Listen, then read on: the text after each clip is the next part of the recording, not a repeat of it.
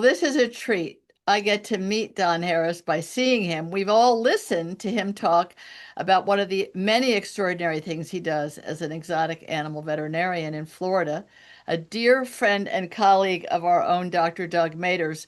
And the last time we talked, Don, you were talking about doing vasectomies on peacocks, which in itself was a fairly startling topic, I think, to most of us, and Especially to the peacocks. especially to the peacocks. And those people who have peacocks as pets, my father used to have a couple. I don't think he gave them a very good life. He had them in a pen that kind of crushed their tail feathers. I was not happy about it. But those of you that have had peacocks or wish you had peacocks as pets, you must listen to that conversation. But Dr. Harris has come back today with, to me, the most astounding topic that's ever crossed my path since the beginning. Yes, since the beginning of exotic pets. Those of you listening who have listened know I've done a number of shows about octopus. I've had Cy Montgomery on. She's got a beautiful book, The Soul of an Octopus. I've had other octopus authors on, but I've never had a veterinarian or any human, even a regular human, who had an octopus as a pet. Don, tell us how this came to be and what it was like. Cy Montgomery is going to faint when she hears this conversation because she was in love with the octopus in the aquarium where she learned about octopi and wrote the book. And she loved this octopus like crazy, loved it. So tell This is us such what it a, is about an octopus that makes a man want to have one in his own home. everything about him is fascinating and extraordinary. You asked how this came about. Yes. I was diving in the British Virgin Islands, and I Okay. looked in a hole, and there was an eye staring back at me. Scared the hell out of me at first, but then my curiosity took over, and I finally figured out what it was. And I managed to tease him out of the hole, and he wasn't aggressive. Tried to get away, but not, he wasn't determined to get away. So I interacted with him for a minute. And just in those couple of minutes, seeing the way he morphed, his colors, the texture of his skin, everything was so fascinating to me that I came back to Florida and learned what I could about him.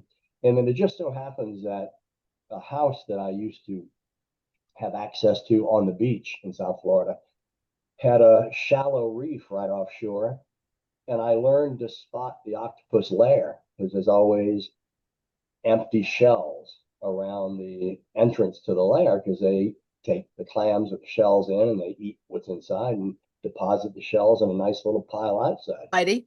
Yeah, the ones that I had did the same thing. They would eat the crabs or the shrimp or whatever, and they had their little garbage corner. So they, I just pulled up for reference down the road on YouTube are copies of a TED Talk by David Gallo, Allo, and it's called Underwater Astonishments. And he gives the best short profile of what an octopus is capable of that I've ever seen, and far more than I could do. But their intelligence, and they have genuine intelligence, their ability to morph to their environment, it's just so fascinating. I never got tired of them. There was always something. I'd sit in front of the aquarium in my office in my veterinary hospital and just stare at him for 20 or 30 minutes and forget about my calls and Wow. patients and everything else. Wow. All right, so let's back up. We skipped the step. We skipped the step of how did you and this, I assume, young baby, maybe octopus find each other, and how did the octopus find his way into your office? And then we'll talk about the practical of where do you get an aquarium that fits an octopus, but that's secondary. So how did this guy and you connect and decide you needed to live together?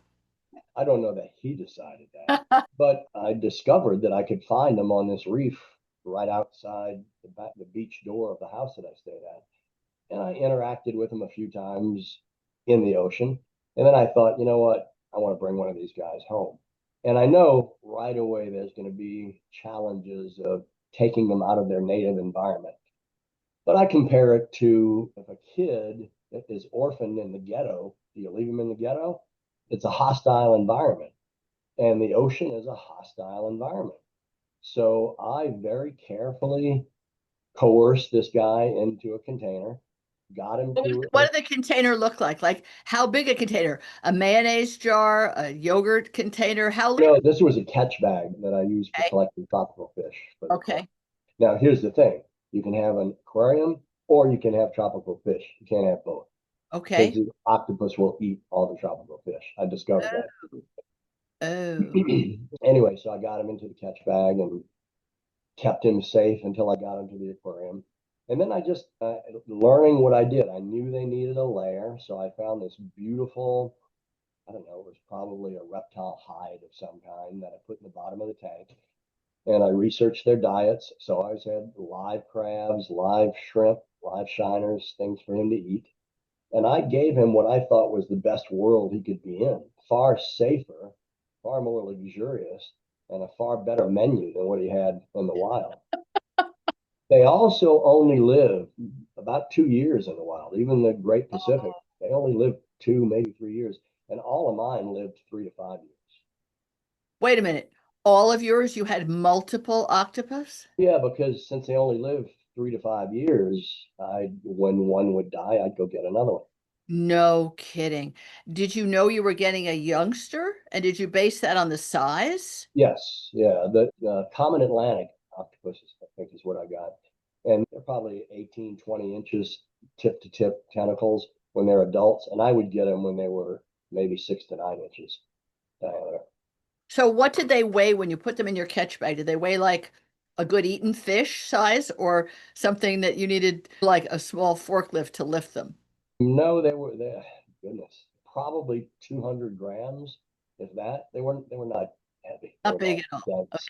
Okay. So when you say you kept him safe, I just love these practicalities. Being an exotic veterinarian, you're like, yeah, I kept I don't know, the cheetah safe until I put him in my bathroom.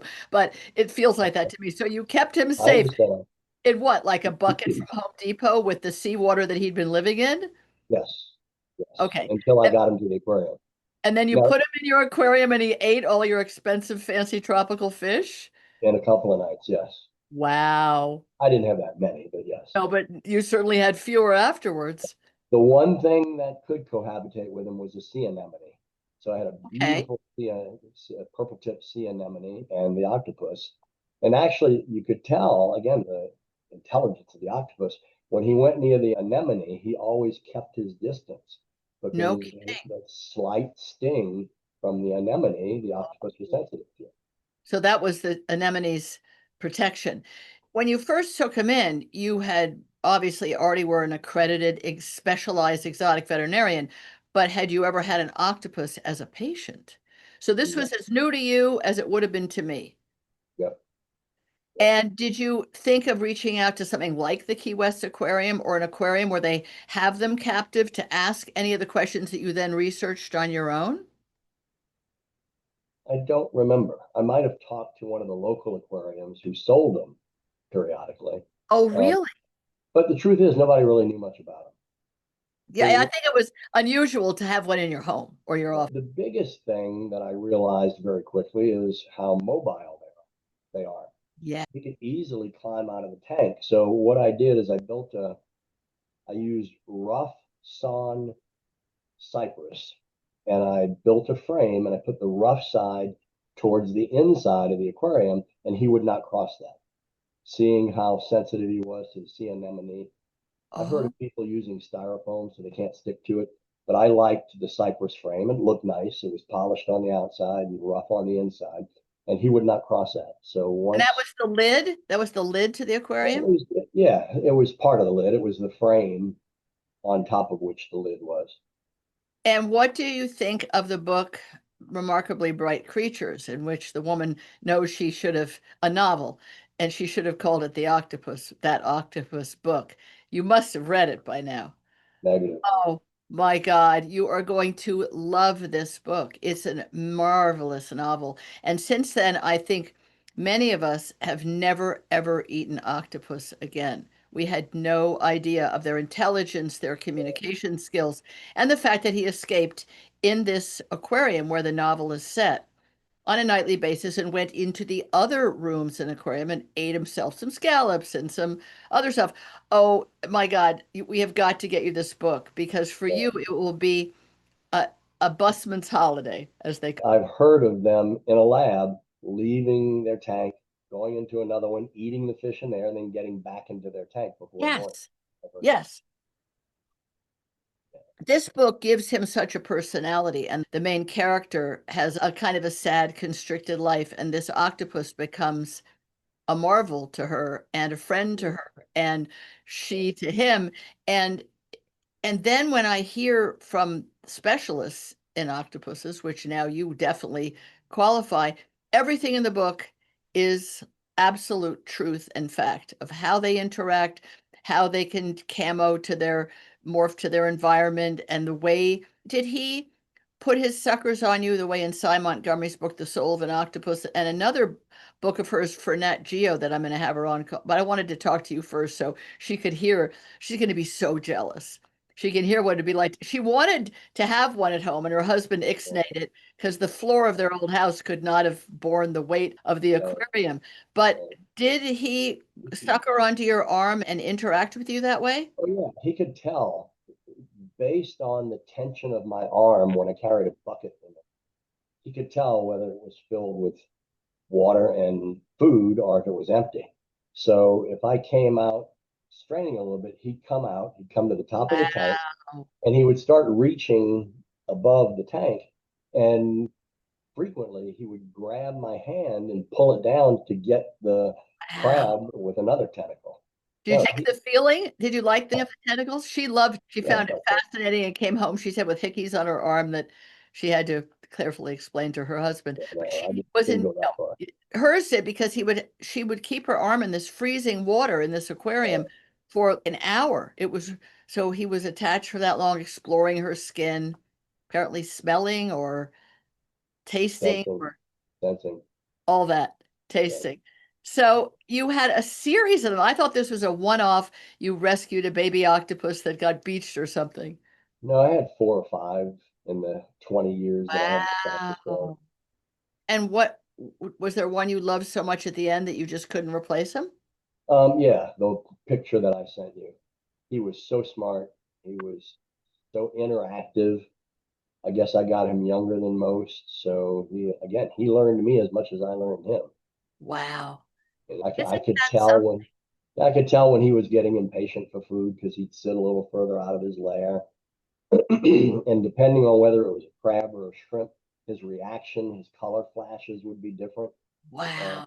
Learned what his preferences are based on what his appearance was. Isn't that so cool? And he was so special, you felt you could never top him, so to speak. That probably wasn't the main reason. The main reason that I didn't get another one is the circumstances changed. Okay. And But as it made again, I'm traveling way too much now. it. I'm in my clinic 2 days a month. The rest of the time I'm on the road. Give us an example of where you are, because we're not talking pleasure travel, we're talking work. No, I was just in South Carolina working with Doc Antle, one of the Tiger King guys. I'm supposed to be going to Jamaica in 2 or 3 weeks to work on crocodiles. Before that, where was that? I forget. They all In run other words, it together. doesn't matter which species, the exotic community knows. Call Dr. Don Harris, and he's a plane ride away with his Yeah, little black doctor bag, which I'm sure is not that little when you're dealing with crocodiles or whatever yeah. it might be, large animals.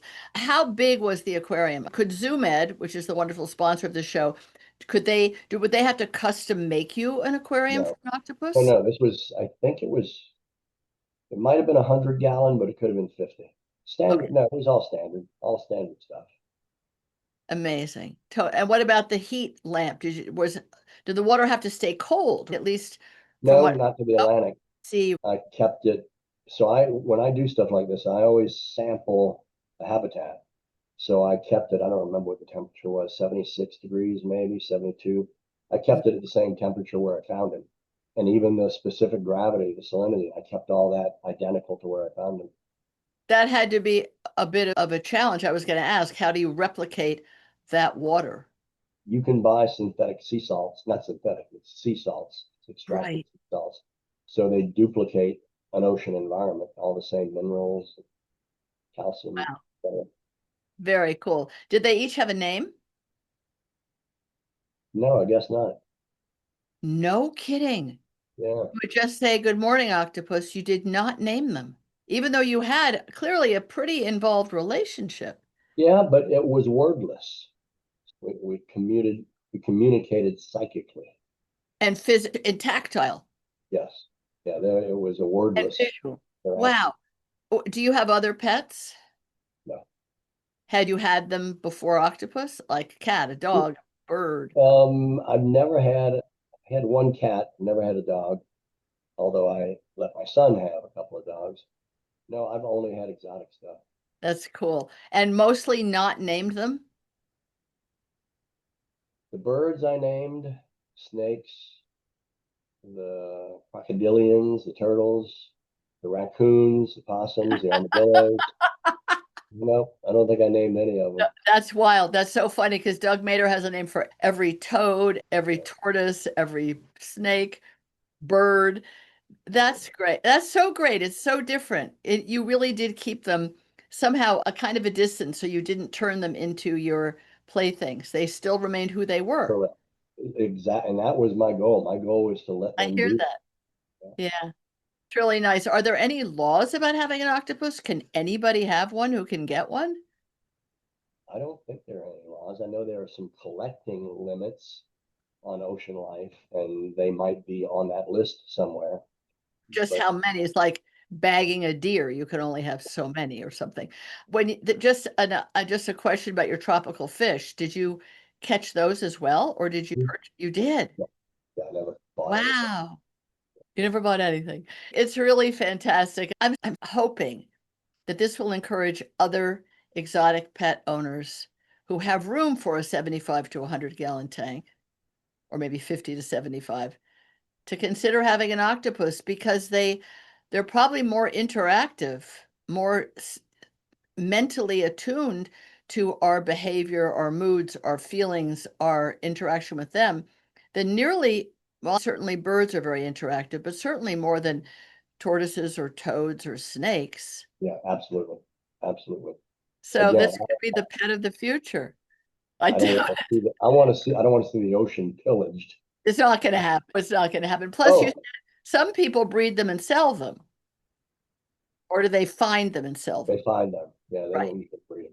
Yep. Got it. Okay. And you said something earlier that caught my attention because I started to say octopi, but I looked it up. The correct word is octopuses. I saw that, and then I know it having interviewed Cy Montgomery once and then read both of her books. There's actually, I think she's written three on octopuses. So we all want to say octopi and feel like we're doing the fabulous, Yeah, grammar thing, but it's octopuses. It's like John Balcom saying there's no such thing as fish. There are fishes, and no two of them are the same. So there's just fishes, which never were taught to say. Don Harris, you're quite extraordinary. I wish you Godspeed on your trip to Jamaica to help the crocodiles that are in some sort of medical need there. I'm yeah. sure your work takes you on many adventures, and I'm sure that when you go in a restaurant and they have octopus on the menu, you either say you don't even mind. Oh dear, it would have. No, I don't consider Don't it. go there. Yeah, No, of 'cause- course you're not going to eat them, but I wonder if you would go to the chef and say, "Do you have no, any idea how sentient these people are?" No, no. of course not. It would take too much of your time. It's been wonderful talking to you, a multiple octopus guardian. Very cool. Thank you. I want to close with Yes, one please. thing. If Sure. anybody is interested, for God's sakes, do your homework. Don't just Oh, throw yeah. Or you'll tank wind up. requirements. They I'm have sure very strict SUMED requirements. could help people because they're very supportive of individual people that need very specific kinds of equipment. So good to know that there's a place to go to buy the stuff, but then you have to do a lot of reading on what and how they eat and safety and dinner. A Yeah. good dinner is very important. Thank you, Don Harris. It's been a You're pleasure. welcome. Take Thank care. you. Bye-bye.